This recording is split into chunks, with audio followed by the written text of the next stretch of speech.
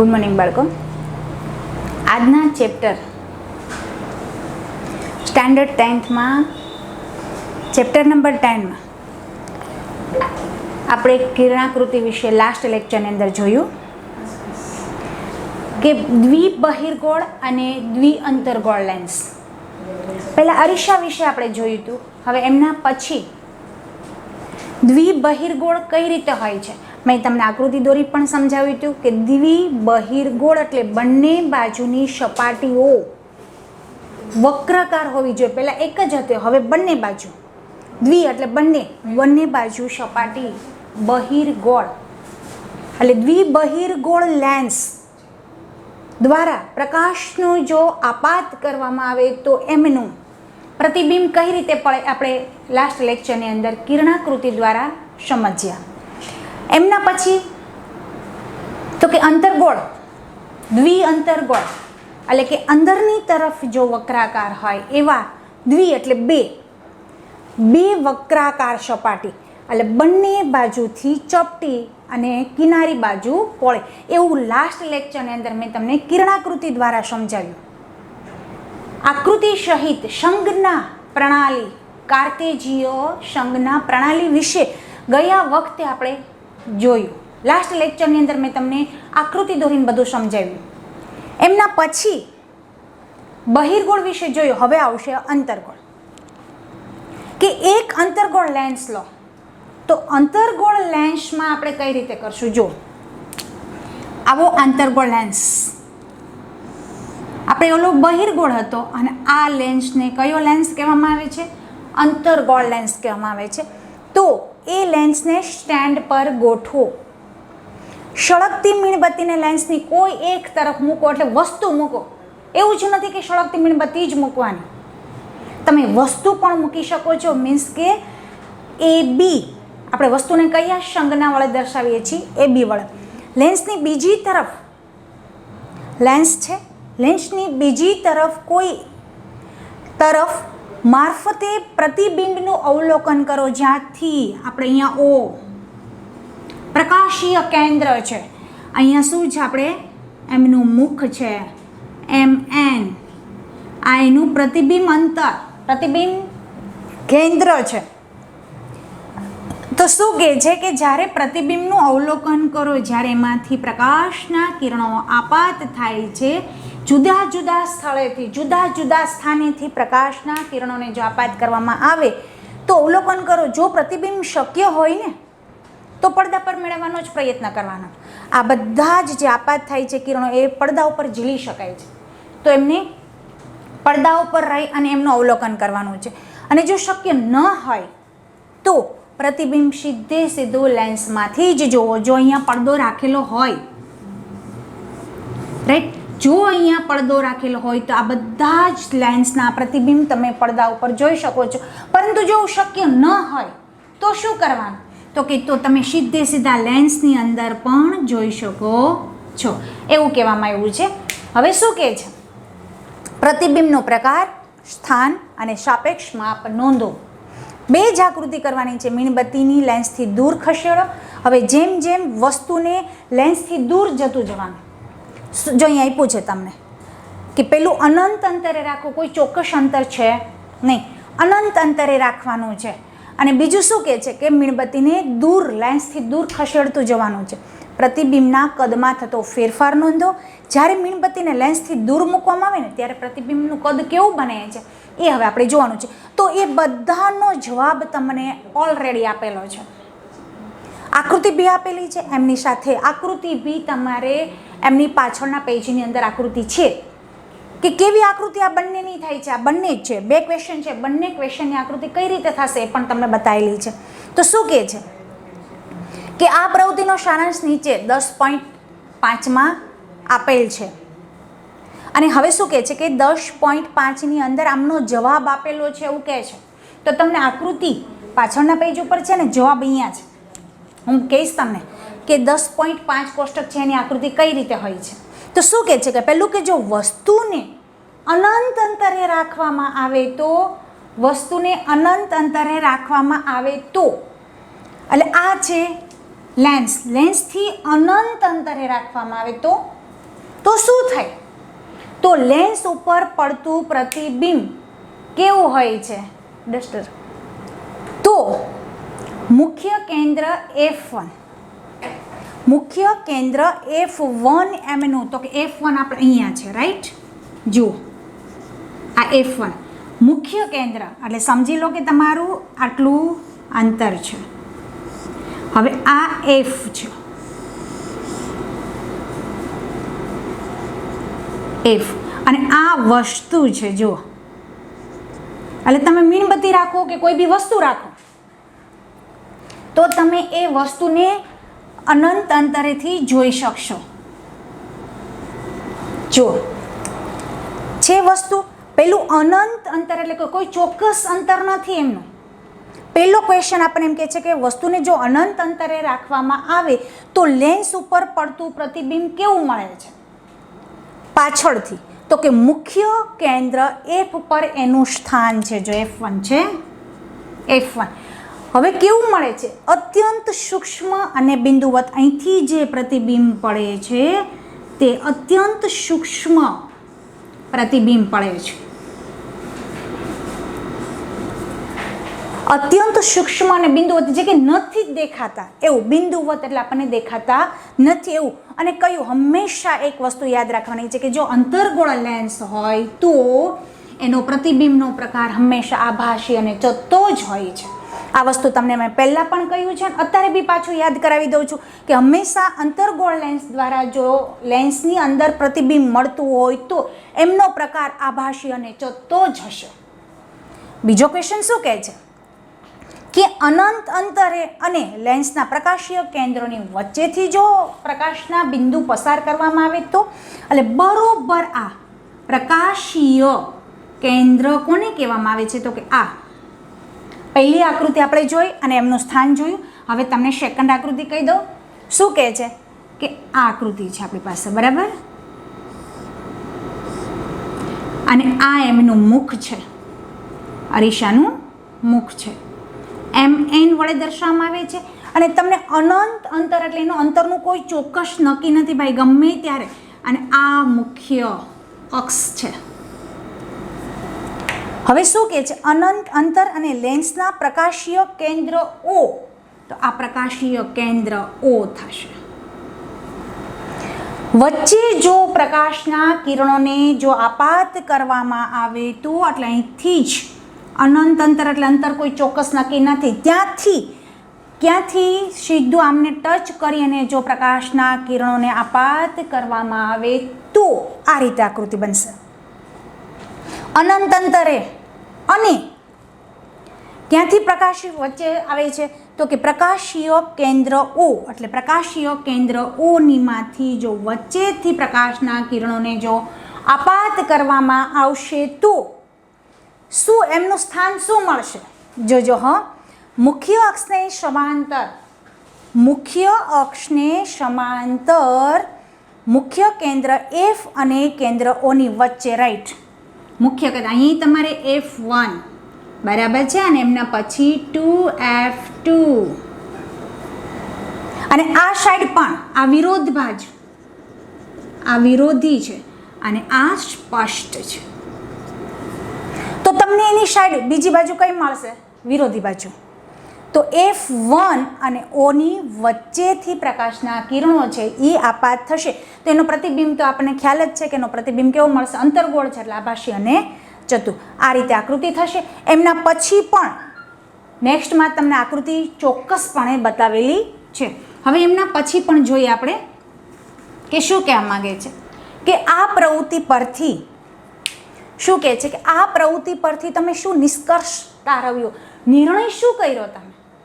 તમને શું અનુમાન લાગ્યું કે વસ્તુ સ્થાન ગમે ત્યાં હોય? જો મેં હમણાં જ કહ્યું હતું કે આ વસ્તુ એક યાદ રાખવાની છે. જ્યારે આપણે લેસન સ્ટાર્ટ થયું ને ત્યારે બી મેં તમને કહ્યું હતું અને અત્યારે બી કહી દઉં છું કે વસ્તુનું સ્થાન ગમે ત્યાં હોય, અનંત અંતરે હોય, કદાચ F ઉપર એટલે કે મુખ્ય કેન્દ્ર ઉપર હોય, અથવા તો પ્રકાશીય કેન્દ્ર ઉપર પણ હોય, તો પણ જો અંતર્ગોળ લેન્સ હોય તો એ હંમેશા આભાસી, ચતુ અને નાનું પ્રતિબિંબ જ મળે છે. એટલે આ તમારે એક આ સેન્ટેન્સ છે એ મગજની અંદર રાખી દેવાનો છે કે જો વસ્તુનું સ્થાન ગમે ત્યાં હોય, આ એક વસ્તુ યાદ રાખી લેવાની છે કે વસ્તુનું સ્થાન અંતર્ગોળ લેન્સ હોય તો જ ગમે ત્યાં હોય, એનું અનંત અંતરે હોય, એફ વક્રતા કેન્દ્ર ઉપર હોય, મુખ્ય કેન્દ્ર એફ ઉપર હોય, અથવા તો એનું પ્રકાશીય કેન્દ્ર ઓ ઉપર હોય તો પણ એમનું પ્રતિબિંબ કેવું મળશે? તો કે આભાસી ચતુને નાનું જ મળશે. આ ક્વેશ્ચન પણ આવી શકે, ખાસ ધ્યાન રાખવાનું છે. હવે શું કહે છે કે કિરણાકૃતિનો ઉપયોગ દ્વારા લેન્સ વડે રચાતા પ્રતિબિંબનું નિરૂપણ કરો. હવે તમારે ખાલી આકૃતિ આપેલી છે અને તમને અહીંયા બાજુમાં દર્શાવ્યું છે કે જુઓ એ આકૃતિ બતાવી છે તો કેના ઉપર એના પ્રકાશના કિરણો છેદે છે ને એ જોવાનું છે. આપણે આપણી રીતે જ શું કહે છે કે આપણે લેન્સ વડે રચાતા પ્રતિબિંબને કિરણાકૃતિ દ્વારા દર્શાવી શકીએ. કિરણાકૃતિ એટલે આકૃતિ. કિરણાકૃતિ આપણને લેન્સ વડે રચાતા પ્રતિબિંબનો પ્રકાર, એમનું સ્થાન અને સાપેક્ષ માપ જાણવામાં હંમેશા મદદ કરે છે. જો આકૃતિ ન દોરો ને તો એમનું સ્થાન જાણી શકાતું નથી. તમે મોઢે કહી શકો આગળ આપણે અહીંયા છે આ કોષ્ટક હતું, જો કોષ્ટક ઉપર આકૃતિ ન દોરીએ તો આપણે એનું સ્થાન જાણી શકશું નહીં. એટલે કહેવા શું માંગે છે કે જ્યારે કોઈ પણ વસ્તુનું પ્રતિબિંબ જો એનું સ્થાન જાણવું હોય તો એમને આકૃતિ દોરવી જ પડશે. લેન્સ માટે કિરણાકૃતિ દોરવા માટે આપણે વક્ર અરીસો એટલે જે અરીસાની સાઈડ વક્રાકાર હોય એ અરીસાની જેમ નીચેના કોઈ પણ બે કિરણોને ધ્યાનમાં લઈશું. જેમ પહેલું આપણે જ્યારે ચેપ્ટરનું સ્ટાર્ટ થયું હતું ત્યારે એક જ અંતર્ગોળની એક સપાટી હતી, હવે અંતર્ગોળની બે સપાટી, દ્વિઅંતર્ગોળ લેન્સ. જ્યારે બહિર્ગોળ એક સપાટી એટલે આપણે એમ જ કહેતા હતા કે બહિર્ગોળ લેન્સ અરીસો કહેતા હતા. હવે બે સપાટી ભેગી થશે એટલે આપણે શું કહેશું? એને દ્વિબહિર્ગોળ લેન્સ તરીકે ઓળખવામાં આવશે. તો બે કિરણાકૃતિને આપણે ધ્યાનમાં લઈશું. બે કિરણાકૃતિ એટલે બે આકૃતિ એટલે આ જે લેન્સ છે એને આપણે અહીંયા એ આપ્યું છે એમાં તમારે લખી નાખવાનું. અહીંયા કયો લેન્સ છે? તો કે બહિર્ગોળ, બંને બાજુ ઉપસેલો છે એટલે બહિર્ગોળ લેન્સ છે અને બંને બાજુ વક્રાકાર છે. જો છે બંને બાજુ વક્રાકાર એટલે એને કયો કહેશું? અંદરથી વક્રાકાર છે એટલે અંતર્ગોળ, બહારની તરફ ફૂલેલો છે એટલે બહિર્ગોળ લેન્સ. બે લેન્સ લેશું તો પેલું શું કહેવા માંગે છે કે વસ્તુ પરથી આવતું, વસ્તુ ગમે ત્યાં હોય, વસ્તુ એટલે આપણે એ બી કહ્યું હતું, કદાચ તમને મગજમાં હોય તો વસ્તુ હંમેશા એ બી તરીકે જ લેવાનું છે. મીણબત્તી કે એવું કશું લેવાનું નથી. આપણને બતાવ્યું છે કે મીણબત્તી લો ને એવું કંઈ નહીં, વસ્તુ એ બી જ ધારવાનું. કેમ કે આખું લેશન છે આપણે એ કાર્તેજીય સંજ્ઞા પ્રણાલી ઉપર છે એટલે મીણબત્તી ધ્યાનમાં લેવાની નથી. વસ્તુ એ બી તો કે વસ્તુ પરથી આવતું મુખ્ય અક્ષ કયું છે? તો કે આ આપણું મુખ્ય અક્ષ છે. જો બંને બાજુ અહીંયા એ અહીંયા બી આપણું વસ્તુ છે અને આ આપણું મુખ્ય અક્ષ છે. રેડી? જો શું કહે છે કે વસ્તુ પરથી આવતું મુખ્ય અક્ષને સમાંતર પ્રકાશનું કિરણ, સમાંતર એટલે એની જે મુખ્ય અક્ષ છે એની હારોહાર, સમાંતર એટલે સરખું જ, સમાંતર પ્રકાશનું કિરણ જો બહિર્ગોળ લેન્સ દ્વારા વક્રીભવન પામી. જો તમને બતાવું છું વક્રીભવન એટલે સહેજ ત્રાસુ દિશા બદલે એટલે વક્રીભવન, જે કે આપણે લાસ્ટ લેક્ચરની અંદર શીખી ગયા છે કે કોઈ પણ એક માધ્યમમાંથી પ્રકાશનું કિરણ બીજા માધ્યમમાં જો પ્રવેશ કરે છે ત્યારે બીજું માધ્યમ છે ને એની દિશા ચેન્જ થાય છે, બદલાય છે, એટલે વક્રીભવન કહેવામાં આવે છે. તો શું કહેવામાં આવે છે કે લેન્સ દ્વારા વક્રીભવન પામી આકૃતિ 10.13 એમાં દર્શાવ્યા પ્રમાણે લેન્સની બીજી તરફના મુખ્ય કેન્દ્રમાંથી પસાર થાય છે.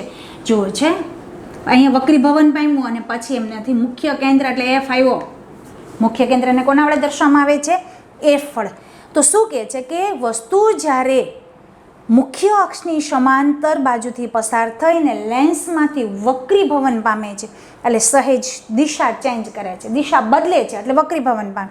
અને ક્યાં મળે છે ભાઈ? F1 મુખ્ય અક્ષ પર મળે છે. એટલે તમને આકૃતિ બતાવી છે અને તમને રચના પણ કરી છે કે લેન્સ તરફ બીજી તરફ પસાર થાય છે. હવે અંતર્ગોળ લેન્સ, આ તો બહિર્ગોળ લેન્સની વાત થઈ. હવે અંતર્ગોળ લેન્સ, તો કે અંતર્ગોળ લેન્સના કિસ્સામાં એમાં શું થશે? તો કે આકૃતિ 10.13b અંતર્ગોળ લેન્સ છે. એમાં શું થશે કે દર્શાવ્યા પ્રમાણે કિરણ લેન્સની તે જ બાજુ પરથી મુખ્ય કેન્દ્રમાંથી અપસરણ પામતું હોય ને એવો ભાસ થશે. આભાસી અંતર્ગોળ, હમણાં જ આપણે બોલ્યા હતા કે અહીંથી જે કિરણ પસાર થાય છે સમાંતર, મુખ્ય અક્ષને સમાંતર આમની જેમ જ પસાર થશે, પરંતુ શું કહે છે? વક્રીભવન પામી અને મળતું નથી અપસરણ, એટલે એક બાજુ જો અભિસરણ એટલે કેન્દ્રિત થતું હોય, અપસરણ એટલે વિકેન્દ્રિત થતું હોય, અપસરણ એટલે છૂટું પડતું હોય ને એવો આપણને ભાસ થશે. એમના પછી આપણે આકૃતિ જોશું. હવે શું કહેવા માંગે છે જો, હજી 2 આકૃતિ આપણે જોશું. બીજી આકૃતિ શું કહેવા માંગે છે કે જો બહિર્ગોળ લેન્સ, રાઈટ, બહિર્ગોળ લેન્સના મુખ્ય કેન્દ્રમાંથી, બહિર્ગોળના મુખ્ય કેન્દ્ર F જો છે, મુખ્ય કેન્દ્ર F1, F1, F1, F2, પરંતુ આને F1 ડાબી બાજુ હંમેશા પ્લસ નિશાની હોય છે અને આ બાજુ હંમેશા માઇનસ, આ બાજુ પ્લસ, આ બાજુ હંમેશા કેવી હોય છે? માઇનસ નિશાની હોય છે. તો F1 એ પ્લસ અને F2, અહીંયા F2, અહીંયા બી શું આવશે? 2F2. શું કહેવા માંગે છે કે જો બહિર્ગોળ લેન્સના મુખ્ય કેન્દ્રમાંથી પસાર થતું કિરણ, મુખ્ય કેન્દ્રમાંથી પસાર થતું કિરણ લેન્સમાંથી વક્રીભવન પામે છે.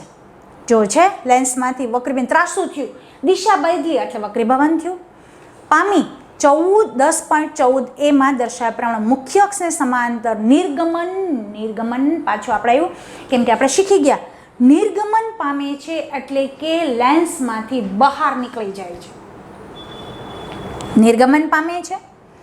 અંતર્ગોળ લેન્સના કિસ્સામાં શું થાય છે?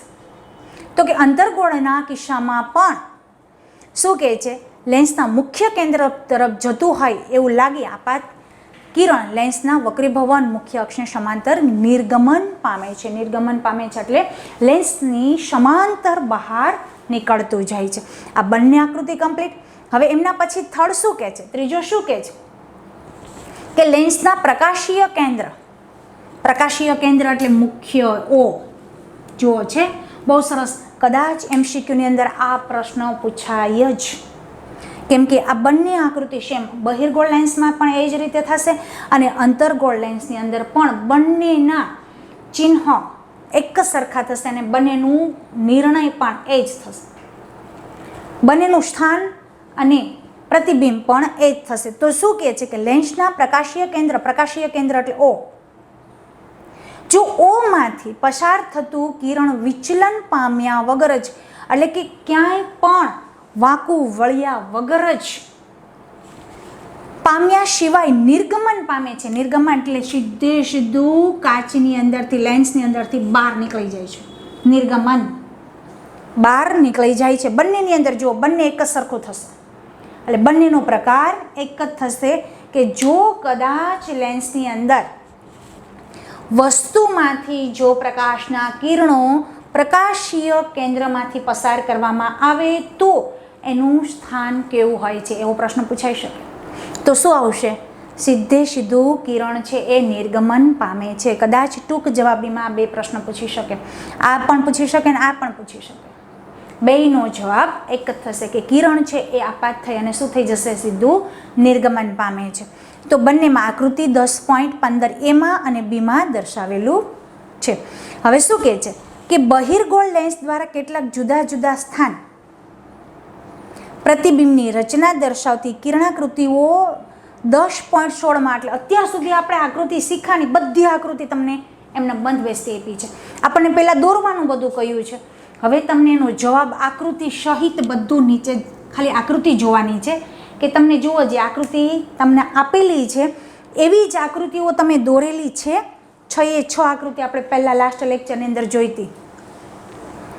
કેટલાક જુદા જુદા પ્રતિબિંબની રચના કિરણાકૃતિ દ્વારા 10.17 બતાવેલી છે કે જે આપણે લાસ્ટ લેક્ચરની અંદર 6 આકૃતિ મેં તમને દોરી અને સમજાવેલી હતી. એ જ આકૃતિ તમે દોરી છે અને આ આકૃતિ બંને સરખાવો કે તમે દોરી છે એ સાચી છે, ક્યાંય ભૂલ છે. એવી રીતે તમને આકૃતિ અહીંયા 6 આપેલી છે, એમનું તમે ચકાસણી કરી લેવાની. 6 આકૃતિ અને અત્યારે મેં હમણાં દોરેલી એ બંને આકૃતિઓ જો, કેમ કે એ અંતર્ગોળ લેન્સ હતો એટલે મુખ્ય F1થી આપણે નિર્ગમન O કેન્દ્રમાંથી પસાર થઈ અને ભાસ થાય છે એવી આકૃતિ આપણે દોરેલી હતી. આ બંને આ બહિર્ગોળ લેન્સની આકૃતિ જે લાસ્ટ લેક્ચરની અંદર મેં 6 આકૃતિ દોરીને સમજાવેલું હતું, અને અત્યારે અંતર્ગોળ લેન્સ દ્વારા મળતા પ્રતિબિંબ સ્થાન, પરિણામ અને એનો પ્રકાર આપણે જોયું. એ બંને આકૃતિઓ હવે આપણે દોરી છે અને આ આકૃતિમાં કંઈ ચેન્જ છે એ તમારે નિરીક્ષણ કરી લેવાનું છે. હવે શું કહે છે કે ગોળીય લેન્સ માટે સંજ્ઞા પ્રણાલી આખું સૂત્ર છે કે લેન્સનું સૂત્ર અને મોટવણી 125%. આ પ્રશ્ન પૂછાશે જ બોર્ડની અંદર. આ ક્વેશ્ચન હશે જ. શું કહે છે કે લેન્સનું સૂત્ર અને મોટવણી દ્વારા, પ્રશ્ન એવી રીતે હશે કે મોટવણી દ્વારા M શું કહે છે M V/U દર્શાવો, આવી રીતે હશે. કેમ કે આપણે ગુજરાતી નથી, આ આખું લેશન સંજ્ઞા પ્રણાલી દ્વારા દર્શાવ્યું છે એટલે આ સૂત્ર હશે જ. 125%. આજે આપણે મેડમને કહીશું કે આ સૂત્ર હું બંધ બેસતું તમને પીડીએફમાં મોકલી દઈશ અને અહીંયા પણ સમજાવીશ. બરાબર, આ સૂત્ર હશે જ. હવે આપણે જોશું શું કહે છે કે જો કે પેલા લેન્સ, ગોળીય લેન્સ માટે સંજ્ઞા પ્રણાલી એટલે કે ગુજરાતીનો વર્ડ્સ યુઝ કરવાનો નથી. આપણે સંજ્ઞા પ્રણાલી કે દાખલા તરીકે આપણે શું કહેતા હતા કે ધ્રુવ એટલે P, મુખ્ય કેન્દ્ર તો કે F, વક્રતા કેન્દ્ર તો કે C, એ બધી પ્રણાલી એના વિશે જ આપણે આખું સૂત્ર તારવવાનું છે. તો શું કહે છે કે લેન્સ માટે આપણે ગોળી અરીસા માટે ઉપયોગમાં લીધેલ સંજ્ઞા પ્રણાલીને અનુસરીશું. હવે આ સંજ્ઞા પ્રણાલીના નિયમોને લાગુ પાડીશું સિવાય કે તમામ અંતરોને લેન્સના પ્રકાશીય કેન્દ્રમાં માપવામાં આવે છે. સંજ્ઞા પ્રણાલી પ્રમાણે બહિર્ગોળ લેન્સની કેન્દ્ર લંબાઈ એટલે કે સ્મોલ f હંમેશા યાદ રાખજો. શું કહે છે કે બહિર્ગોળ લેન્સની કેન્દ્ર લંબાઈ હંમેશા ધનમાં જ માપવામાં. મેં હમણાં કહ્યું હતું આ બાજુ કે આ પ્લસ થાય, આ માઇનસ થાય, હમણાં બોલી હતી કે બહિર્ગોળ લેન્સની કેન્દ્ર લંબાઈ હંમેશા ધનમાં માપવામાં આવે છે, જ્યારે અંતર્ગોળ લેન્સ, આ વસ્તુ યાદ રાખવાની છે કે અંતર્ગોળ લેન્સની કેન્દ્ર લંબાઈ હંમેશા ઋણ હોય છે, જે હમણાં દાખલા ગણવામાં તમારે આવશે. જો જવાબ કેન્દ્ર લંબાઈ જો ધન આવશે તો એ લેન્સ હંમેશા બહિર્ગોળ જ હોય છે. પરંતુ જો જવાબ તમારે કેન્દ્ર લંબાઈ ઋણમાં આવતો હશે તો એ લેન્સ કયો હશે? અંતર્ગોળ. આ વસ્તુ યાદ રાખવાની. જો તમારે U, V, F વસ્તુ અંતર, પ્રતિબિંબ અંતર અને કેન્દ્ર લંબાઈ અને વસ્તુ ઊંચાઈ h, આ બાજુ ડાબી બાજુ વસ્તુ ઊંચાઈ h, પરંતુ પ્રતિબિંબ ઊંચાઈ એટલે પાછળની સાઈડ h' માટે યોગ્ય ચિહ્નો વાપરવા માટેની કાળજી રાખવી પડશે. આપણને ખાલી ચેતવણી આપી છે કે હવે તમારે છે એ ગુજરાતી વર્ડ્સ બંધ કરી અને શું કરવાનું છે? સંજ્ઞા પ્રણાલી વિશે જોવાનું છે. હવે આપણે જોશું કે લેન્સ, સૂત્ર અને મોટવણી. લેન્સનું સૂત્ર અને મોટવણી જે બહુ મહત્વનું છે. કદાચ બોર્ડમાં આ ક્વેશ્ચન પૂછાય કે લેન્સનું સૂત્ર અને મોટવણી તારવો. લેન્સના સૂત્ર ગોળીય અરીસાની જેમ ગોળીય લેન્સ માટે પણ આપણે સૂત્ર મળે છે. આપણે એક સૂત્ર જોયું, ખબર છે? અરીસાનું સૂત્ર કયું જોયું હતું? 1/v - v/u = 1/f. એ સૂત્ર જોયું હતું આપણે. ક્યારે જોયું હતું? ગોળીય અરીસાનું. હવે શું મેળવવાનું છે આપણે? ગોળીય લેન્સ માટે પણ આપણને સૂત્ર મળે છે. આ સૂત્ર વસ્તુ અંતરને કોના વડે દર્શાવવામાં આવે છે? U વડે. જ્યારે પ્રતિબિંબ અંતરને V વડે, કેન્દ્ર લંબાઈ F વડે નો સંબંધ દર્શાવવાનો છે. લેન્સનું સૂત્ર નીચે મુજબ દર્શાવવામાં આવે છે. જો કયું છે? આ એમનું સૂત્ર છે. આમના ઉપરથી જ આપણે સમ ગણવાના આવશે, આમના ઉપરથી દાખલા કરવાના આવશે. તો આ સૂત્ર યાદ રાખવું પડશે આપણે કે 1/v - 1/u = 1/f. ઉપર દર્શાવેલ લેન્સ સૂત્ર વ્યાપક અને કોઈ પણ ગોળીય રેખા લેન્સની કોઈ પણ સ્થિતિ માટે સાચું જ છે. આ સૂત્ર ઉપરથી જો તમારે f શોધવું હોય તો આ સૂત્ર પરફેક્ટ, પરંતુ જો u શોધવું હોય તો u ના બાજુ કાઢી લેવાનું, જો v શોધવું હોય તો v ના બાજુ કાઢી લેવાનું. ઉલટ સુલટ કોઈ પણ વસ્તુ અંતર શોધવું હોય, પછી વસ્તુ પ્રતિબિંબ અંતર શોધવું હોય કે કેન્દ્ર લંબાઈ શોધવી હોય તો તમે કોઈ પણ અરસપરસ કરી અને એમને સાઈડમાં કાઢી અને દાખલો કરી શકો છો.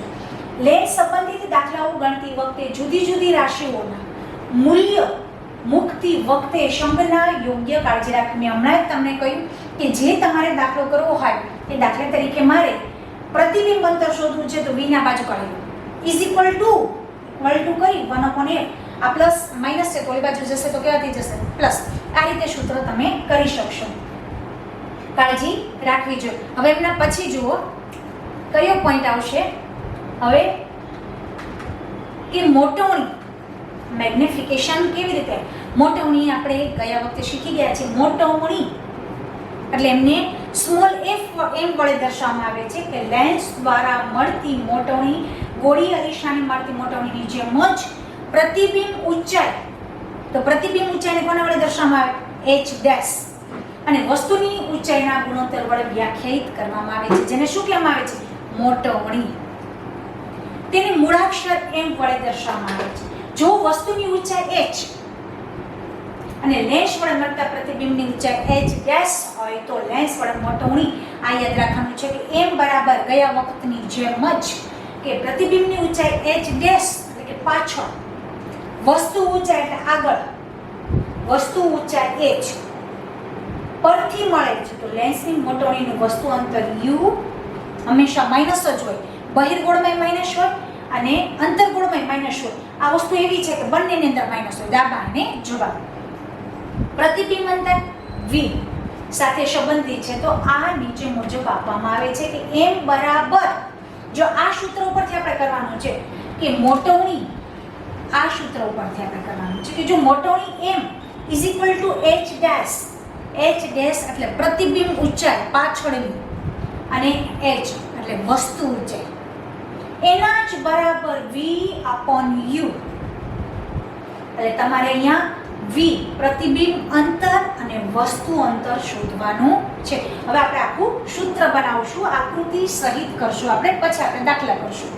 હવે જુઓ તમને આકૃતિ આપશે, જુઓ હવે અહીંયા તમારે ખાલી લખવાનું શું છે કે લેન્સ, તમને કદાચ પ્રશ્ન પૂછે કે લેન્સ દ્વારા મળતા પ્રતિબિંબ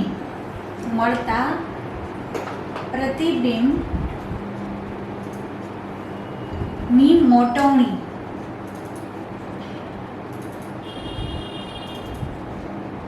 નું સૂત્ર કે m બરાબર v - u તારવો અથવા તો લખો, સાબિત કરો, આ રીતે આવશે. તો હું તમને પહેલા આકૃતિ આખી સમજાવી દઉં, પછી આપણે સૂત્ર બનાવશું. કે જો ખાસ પહેલા આકૃતિ સમજશો તો જ સૂત્ર તમને આવડશે. એટલે જે આકૃતિ વચ્ચે અપાયેલી છે, શું કામ કે જો આખે આખું મુખ્ય અક્ષ, બહિર્ગોળ લેન્સ, પછી શું કહે છે કે તમને વસ્તુ અંતર એટલે AB બરાબર કેટલું થશે? h. તો તમારે અહીંયા લખી નાખવાનું છે કે AB બરાબર, અહીંયા લખી શકીએ આપણે AB બરાબર કેટલા છે તો કે h. એટલે કયું થાય? વસ્તુ અંતર AB બરાબર h અને એની સામેનું પ્રતિબિંબ a ડેશ b ડેશ, તો કે a ડેશ b ડેશ બરાબર h ડેશ છે. જો છે એનું વસ્તુ અંતર, પ્રતિબિંબ અંતર છે. જો આ વસ્તુ અહીંથી પ્રકાશ પડે છે, એમનું પ્રતિબિંબ પાછળ ઉલટું પડે એટલે શું કહેશે? a ડેશ b ડેશ એટલે આમની ઊંચાઈ કેટલી થશે? h dash. AB બરાબર h અને a dash b dash = h. આ કાર્ટેશિયન સંજ્ઞા છે. હવે શું થશે કે જોજો તમે બી આ ઓ એટલે પ્રકાશીય કેન્દ્ર ઓ થી બી સુધી નું અંતરને કોના વડે દર્શાવવામાં આવે છે? યુ, વસ્તુ અંતર. તો બી ઓ ઇઝ ઇક્વલ ટુ શું આવશે? યુ. પરંતુ કેવું આવશે? માઇનસ, કેમ કે હંમેશા માઇનસ જ હોય છે.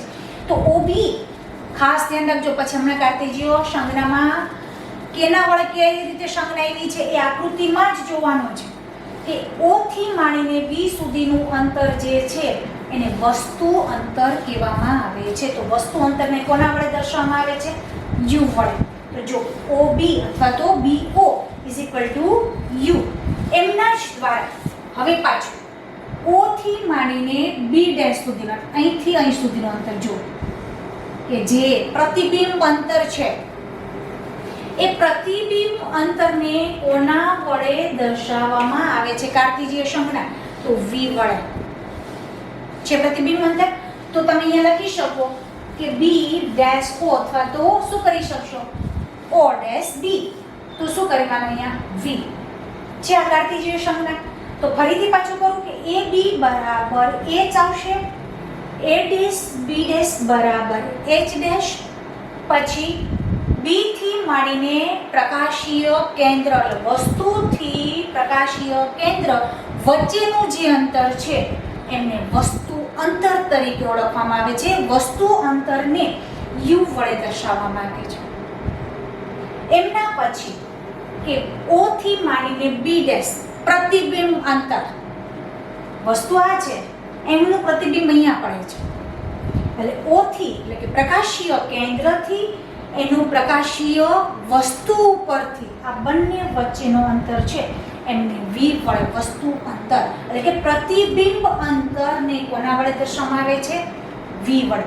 હવે શું કહે છે કે પ્રકાશીય કેન્દ્રથી એફ સુધીનું મુખ્ય કેન્દ્ર ઓ થી પ્રકાશીય કેન્દ્રથી પ્રતિબિંબ એટલે કે મુખ્ય કેન્દ્ર સુધીનું જે અંતર છે એમને કેન્દ્ર લંબાઈ તરીકે ઓળખવામાં આવે છે.